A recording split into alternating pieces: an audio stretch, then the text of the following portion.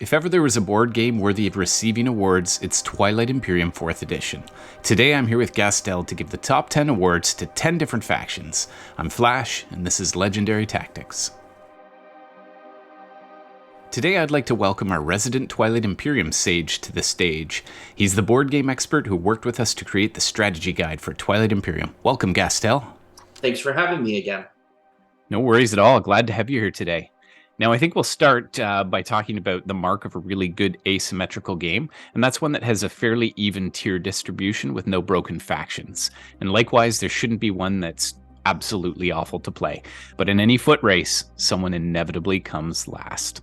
And I'm not entirely certain why we're giving a faction award for this, but in your estimation, which is the absolute worst faction in the game, and who wins the Superfluous third Teat Award? Roger Moore in The Man with the Golden Gun? No. I thought about giving this award to the Necrovirus because they're just too limiting and not very fun to play in my experience. But ultimately, this award has to go to the first faction I ever played, the Sardak Nor. Or Sardak Nor. Scary, fun to threaten people, but so little else going for them. They just really aren't that very good. Well, the comments are going to blow up now with people who disagree with you. But don't you find they're pretty focused? They have one ability, that +1 that they add to combat results. That doesn't scare you even a little bit? Absolutely. A battle with the Sardak is intimidating, but with no good political power, no good trade power, they really don't have anything else that they're good at. They can be marginalized simply with a good fleet and an opportunity for counterattack. They lose at everything else because they are so specialized. It's a little bit mean, but hey, you're the one giving the awards, so I can't critique you. So in our strategy guide, we'll go to our second award now, but in our strategy guide, which I'll link at the end of the video, you talked about players choosing a faction that complements their individual play style.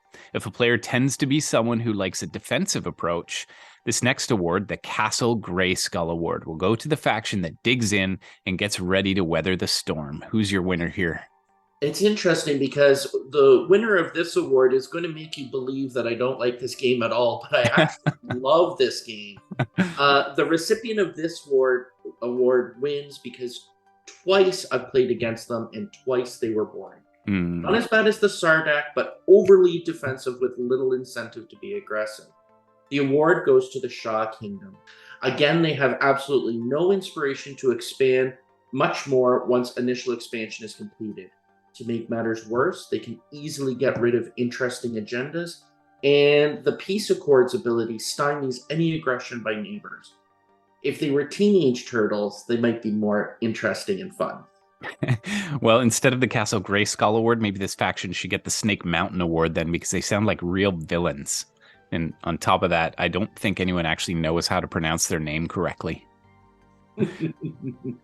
So our next award is the Artful Dodger Award, and this one will go to a crafty faction who wins through sheer Machiavellian cunning. They're the faction that no one wants to be next to because they're so dang pesky. So who wins the Artful Dodger? Well, who doesn't want to be beside them? Of course, I'm going to pick my most loathed opponent faction from the strategy guide, but I believe they are the most crafty, and maybe that's why I rue playing against them. The award goes to the Mentak Coalition. Stealing trade goods, brutal cruisers and destroyers, and salvage operations make this group good at forward thrusts, but also will always be an irritant to a neighbor, making the trading of the promissory note a big deal. The Nalu get an honorable mention for their ability to slip away from unwanted combat. They just never really go down. You surprised me. I was thinking about the Yisrael tribes. I was wondering if that was one you would go, because they have lots of action card-based abilities. They're real schemers, and it's hard to stop them from coming over the top with their action cards. Absolutely. They were definitely in the running. I was thinking about them for this award, but whenever they have been in the mix during a game, I found the player tended towards compromise and civility rather than aggressiveness. I haven't played them myself, so I just couldn't give them the award. Of course, you made best friends with the Yisrael in our first game, and they didn't threaten me on their other flank very much. So that might have biased my opinion of the Blighters. I wonder what other people would have nominated here.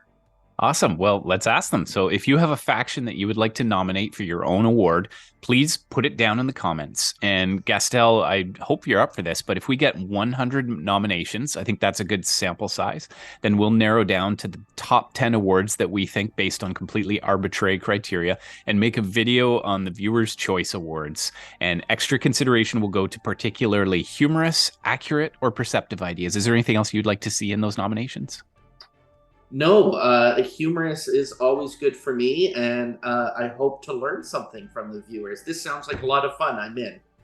Absolutely. Let's move on to our fourth award. It's no secret that this is an epic and sprawling space opera meant to be played with lots of players. For those cluster fudge games with 6 to 8 players, who would you give the Squid Games Award to, and why? Wow, Squid Games, very modern reference. I was originally going to give this to the Emirates of Hakan, and I even considered the Argent Flight, but I have to go for the jol-nar. Again, I have never played Sol, but I have witnessed enough to understand their strength. I just don't think they suit my playstyle like the Hakan or jol-nar. Now, why the jol-nar specifically? Well, who can say no to tons of technology? You'll have players groaning when the technology strategy is played, and suddenly your faction is that much stronger. The advantages of the faction far outweigh the negatives, like the -1 to attack. An adjustment to attack rolls is simply not very important for most of the game. I think this advantage is even further multiplied if you play the extended points version of the game. Yeah, they definitely upgrade like crazy, which is a great counter to the various builds that you might come up against. And I'm glad you mentioned the Emirates of Hakan because I think they're great for trade, which is great if there's lots of players to trade with. So I guess you didn't consider the Sardak Nor for the Squid Games Award? Definitely not. They would be just atrocious to play in that scenario. A +1 to attack, again, is not as big a bonus as it first seems, and really only influences the small area around the Sardak themselves. In a 3-player game, maybe the Sardak are okay, but with 6 to 8, they're a complete waste of time. All right. Well, our fifth award now is the Macbeth Award. It's also the bloodiest award, and it will go to a triplet of players, i.e., if you only have 3 players at the board, who do you choose? You're bound to be tossed into a boiling cauldron of toil and trouble, and with smaller numbers, who would you think is the best faction to be? Well, where the 6 to 8 player game is a full-on experience, diplomacy, attack, defense, trade, development, always eyes on Mechatol Rex, a 3-player game is much more of a brawl. Yes, the rules are exactly the same, but with only 2 opponents, an alliance can really unbalance the game, and so you want to make sure you're not left out. As such, alliances typically don't form. As such, a faction that rewards aggression has won this prestigious award. I give this award to Argent Flight because of their production from structures and a brutal anti-fighter barrage making cheap fleets. Although a 3-player game reduces the advantage of their zeal, an 8-player game, it is truly game-changing. I think that the politics game can be won through player negotiation rather than just needing the most numbers up front. The fact that we had to wait until the 4th edition to see them means Argent Flight was not from their publisher's womb untimely ripped. When they train their sights on you, there's definitely something wicked this way coming.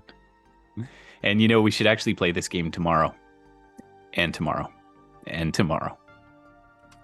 Very nice. Very nice. Okay, moving along to our next award, the number 6. So the next set of awards, they're actually a set because they all go together, but they go to the factions that specialize in each of the 4 X's: explore, exploit, exterminate, and expand.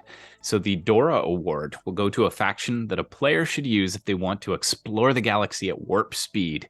Who would you choose? Well, your warp speed gives it all away. It has to go to the Ghosts of Kratos.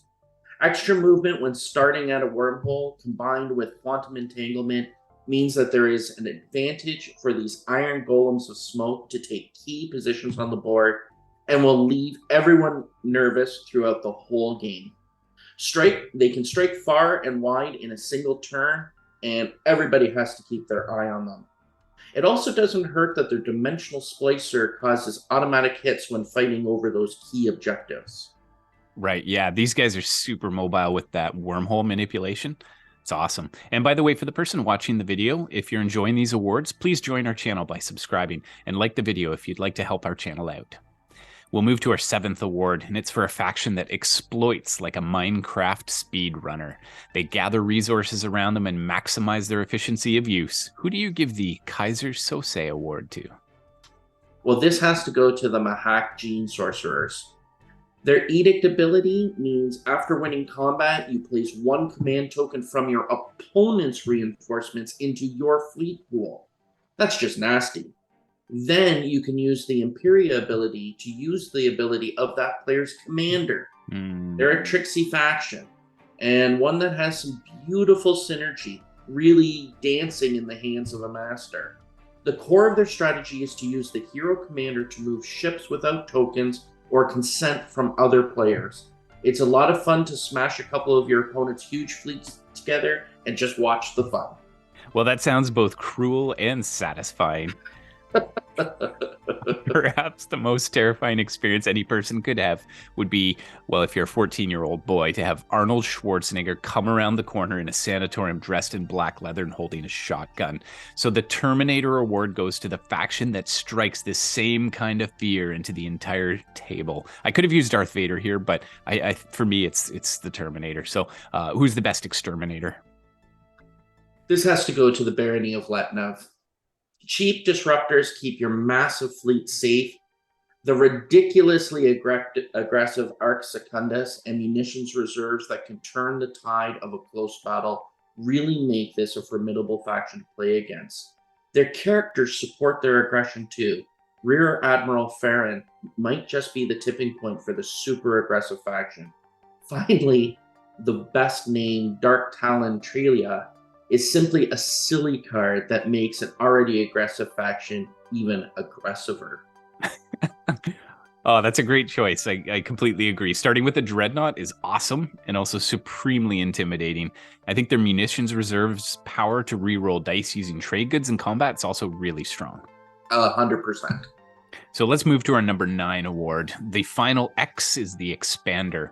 So this is the faction that, like a bad case of hive, spreads its seed throughout the galaxy in the blink of a hyperspace jump. They expand quickly, claim new territory, and develop settlements light speed fast. So who is the winner for the Amoeba Award? Well, of course I had to pick the Arborec. Your choice of the wording of spreading its seed throughout the galaxy is exactly what makes this faction grow so quickly. Of course, infantry cannot be produced by space docks for the Arborec, but that is more than made up by the fact that their Lantani warriors can produce themselves. This means that the Arborec can expand quickly and immediately shore up their defenses.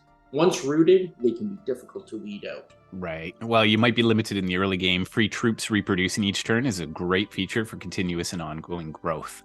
Absolutely. Awesome. Okay, so our final award goes to the most versatile or flexible faction. This is one that can adjust to the needs of any game. They can pivot and shift strategies in mid-game, and they can take a handful of lemon rinds and somehow squeeze out some lemonade. So who do you give the Tony Stark Award to? I think the Nomad. In the right player's hands, the Nomad becomes a big threat. The ability of the flagship to teleport back to places that mechs have been placed, combined with a zero-cost flagship, means that they will always be relevant on the board. They can move and hold territory, they are relevant in the agenda phase, and they start well.